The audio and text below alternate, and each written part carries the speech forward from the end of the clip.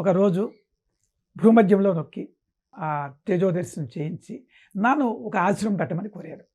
వారి తాలూకు ఆజ్ఞానుసారంగా ఒక ఆశ్రమం పెట్టడం జరిగింది. అది యోగం అంటే ఏమిటి? మనలో మనస్సులో ఉండేటువంటి చిత్తవృత్తులు, మనకు ఉదయం లేచిన వల్ల మైండ్ ఊరుకుంటుందండి. ఆ ఆలోచన, ఈ ఆలోచన, ఇవి చిత్తవృత్తులు అంటారు. ఇన్ని ఆలోచనలు ఉన్నాయి. దాన్ని తగ్గించాలి. తగ్గించాలంటే ఏం చేయాలి? యోగ సాధన చేయాలి. సాధన చేసిన తర్వాత ఏమాలి? ఏకాగ్రత వచ్చిన తర్వాతే గురువు చెప్పింది ఎక్కుతుంది. అప్పుడు గురువు చెప్పినటువంటి బోధని నీ మైండ్కి ఎక్కించాలి. గురువులు ఎలా చెప్తారు? నీ మైండ్ ఎప్పుడు ఒప్పుకుంటుంది? నీకు భార్య ఉంది, పిల్లలు ఉన్నారు, సంసారం ఉంది, నీకు దీనిలో ఉపయోగపడితేనే ముందు వింటుంది. అంచేత మా గురువుగారు నాకు చెప్పింది ఏమిటి? Sound health and sound mind at a time through yoga అన్నారు. లేదా బ్రహ్మ విద్య మోక్షం అంటే మనకేం తెలుసు? తెలియదు కదా. ఎట్ ఏ టైం ఒకేసారి ఈ యోగ విద్య చేయడం వలన శారీరక ఆరోగ్యము, మానసిక శాంతి లభ్యం అవుతాయి. మా గురువుగారు ఒకటి చెప్పారు. వారు మహా తపస్సు చేశారు ధవళేశ్వరం దగ్గర. ఎంతో తపస్సు చేసి మాతో వారు ఒక్క సన్యాసికి ఇవ్వలేదు. దాన్ని మీరు చెప్పినట్టుగా ఉపదేశం అందరూ కూడా గృహస్థులకే ఇచ్చారు. ఇచ్చి, ఒరే నేను కష్టపడ్డానరా, నా అంత మీరు కష్టపడొద్దు, మీకు ఈజీగా బ్రహ్మవిద్య చెప్పిస్తున్నారు. మేము కూడా వారి పద్ధతిలోనే అంతకంటే సులువుగా ఈ బ్రహ్మ విద్యని ప్రతి మానవాడికి వెళ్ళాలనే మా కోరికండి. ఇది కష్టం లేనిది. మీ అందరూ కూడా బ్రహ్మ విద్య పూర్వం ఏదో అడవులకు వెళ్ళారు, ఇదేదో కొంతమందికే మాలు బోటి వాళ్ళకి సాధ్యం కాదు అనే భావన తీసి పడేయండి. ఎవ్రీవన్ ఈజ్ ఎలిజిబుల్ టు, అయితే ప్రొవైడెడ్ ఏంటి ఆ గురువుతో కాంటాక్ట్ ఉంటే ఈజీ. ఇప్పుడు నీ మనస్సు ఏమైందంటే మామూలు జీవుడుతులక మనస్సు ప్రపంచ వ్యవహారాలు మునిగిపోయింది కనుక చంచలం అయిపోయింది. దాన్ని లోపలికి తీసుకెళ్ళాలి. లోపలికి ఎలా తీసుకెళ్ళాలి? అదే యోగం.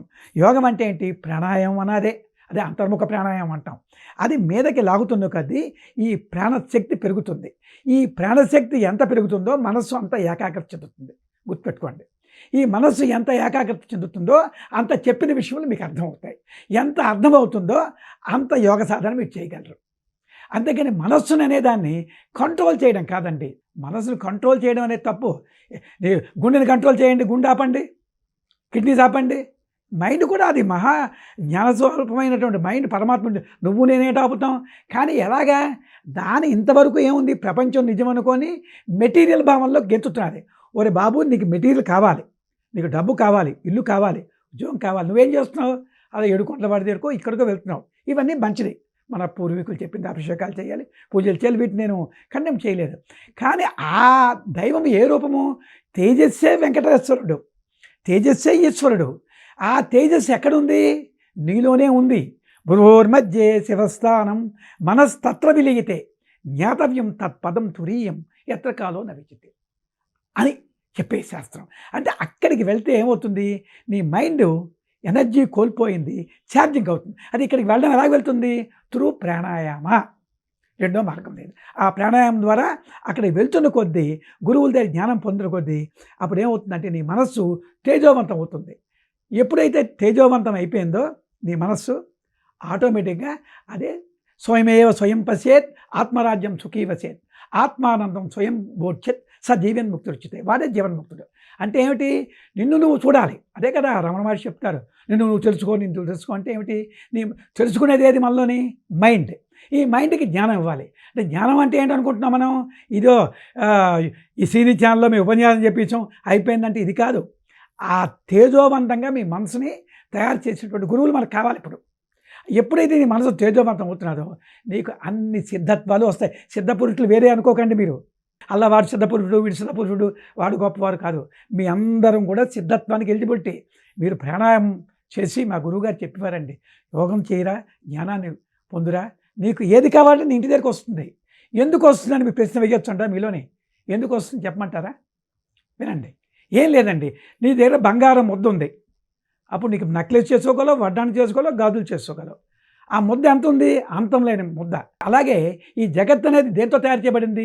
తేజస్సు. అది ఎక్కడుంది? మనం బయట ఉంటే తెచ్చుకోవడం కష్టం.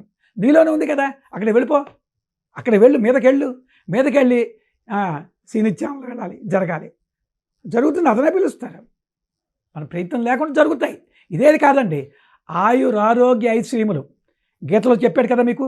ఎత్ర యోగీశ్వర కృష్ణ ఎత్ర పార్థో ధనుర్ధర తత్ర శ్రీ విజయోర్భూతిద్రువని తిరుమతిర్మమ. ఎక్కడైతే యోగీశ్వరుడైన కృష్ణుడు, ధనుర్ధారి అయిన అర్జునుడు ఉంటారో అక్కడ శ్రీ సిరి విజయం అన్నీ ఉంటాయండి. అది ఇది అర్థం ఏమిటి? ఫోటోలు పెట్టేస్తున్నారు. ఫోటోలు పెట్టడం కాదు, ఎట్లా యోగీశ్వర కృష్ణ. కృష్ణ అంటే అర్థం ఏంటంటే ఎవడైతే కుండల్ని రైజ్ చేస్తాడో అందరూ కృష్ణులే. కృష్ణుడు అంటే ఆ రూపం అని కాదు, అక్కడ మనం పెట్టుకున్నాం. ఎన్టీ రామారావుని కృష్ణుడిగా పెట్టుకున్నారు, ఆ రూపం నచ్చింది పెట్టుకున్నారు. కానీ కృష్ణుడు అంటే ఎవరండి? కుండల్ని రైజ్ అవ్వాలి. కుండల్ని రైజ్ అయితే వాడు ఆత్మసాక్షాత్కారం పొందిన వ్యక్తి. దానికి ఆ రైజింగ్కే ఇప్పుడు మనకు కావాలి. ఆ రైజింగ్ ఎందుకు కావాలి? ఆ రైజింగ్ నీకు అవుతున్న కొద్దీ, ఈ ప్రపంచం నుంచి నువ్వు విడ్రా అవుతున్న కొద్దీ ఆ ఆత్మశక్తి నీ మీద పడిపోతుంటుంది. పడుతున్న కొద్దీ నీకు అన్ని బాధలు, రోగాలు పోతాయి, ప్రశాంతమైన మనసు వస్తుంది. నతస్య రోగో నజరాన మృత్యు ప్రాప్తస్య యోగాగ్నిమయం శరీరం అని మన చెప్పారండి. అది అందరూ మహాత్ములు చెప్పిన ఉపనిషత్తుల్లో. అంటే ఏమిటి? వాడికి రోగం ఉండదు, ముసలితనం ఉండదు, చావు లేదు. అంచేత అటువంటి స్థితికి మనం వెళ్ళొచ్చు. అయితే ఏమిటంటే ఆ స్థితికి వెళ్తే మళ్ళీ మా సంసారం ఏమైపోతుందో, అంటే మాకు 10 మంది శిష్యులు ఉన్నారు, రకరకాల ఆదివారం డిస్కషన్ అవుతుంది. ఏమీ అయిపోవనండి. మీరు ఉన్నతమైన స్థితికి వెళ్తుంటే నువ్వు ఏ టెండర్గా ఉన్నవాడివి కలెక్టర్గా అయితే నీకు ఇవన్నీ ఉంటాయి కదా, నీ గుర్తులు, నీ సంసారం ఎక్కడ పోతే ఇంకా బాగుంటారు వాళ్ళు. నువ్వు ఎప్పుడైతే మీదకి వెళ్ళి నీ శక్తి పెంచుకుంటున్నావో నీ యొక్క అనుగ్రహం వలన నీ శక్తి, ఈశ్వర శక్తి వాళ్ళని కాపాడుతుంది. అంటే నీకు దుఃఖం అనేది ఆ ఈశ్వరుడు తానివ్వడు. పంచభూతాత్మని ప్రకృతి నేను కాపాడుతూ ఉంటుంది. ఇది సత్యం సత్యం సత్యం.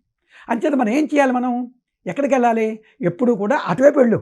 అటువైపు వెళ్తున్న కొద్దీ నీ మైండ్ ఏమని ఆ స్థితికి పొంది సర్వము నీకు ప్రసాదం అవుతాయి. అది సిద్ధత్వం. ముందు నీకు సిద్ధత్వం వస్తుంది. అయితే మీరేలో పెద్దవాళ్ళు ఉంటే అనుకోవచ్చు, ఇదేంటి ఇలా చెప్తున్నాడు. గ్యారంటీ సిద్ధ పురుషులు ఉన్నారు కదండి. ముందు సిద్ధత్వం వస్తేనే నీకు దైవానుగ్రహం పడినట్టుగా ముందు లెక్క.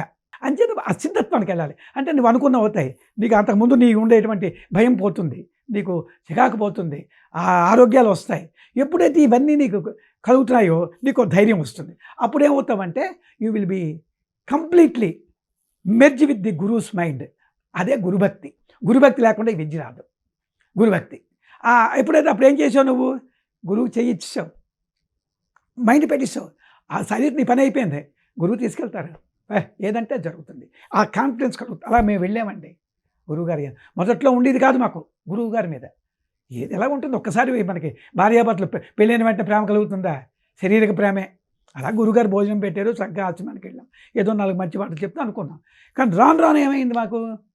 ఆ ఇంటిమేసి వారు ఎవరో కొంచెం కొంచెం అర్థమైంది. అది పూర్తిగా అర్థమైందని అనలేము. మనకి రియలైజేషన్ అవ్వకుండా అవతల వాడు రియలైజ్డ్ పర్సన్ తెచ్చుకోలేము, గుర్తుపెట్టుకోండి.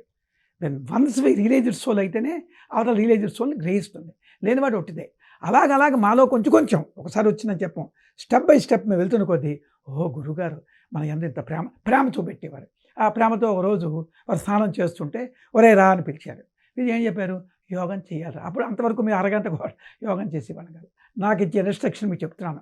ఏం చెప్పారు అంటే, అందరినీ అలా చేయమని చెప్పను, మరికొన్ని పద్ధతులు ఇప్పుడు చేయలేరు ఇప్పుడు కాలమాన పరిస్థితిలో.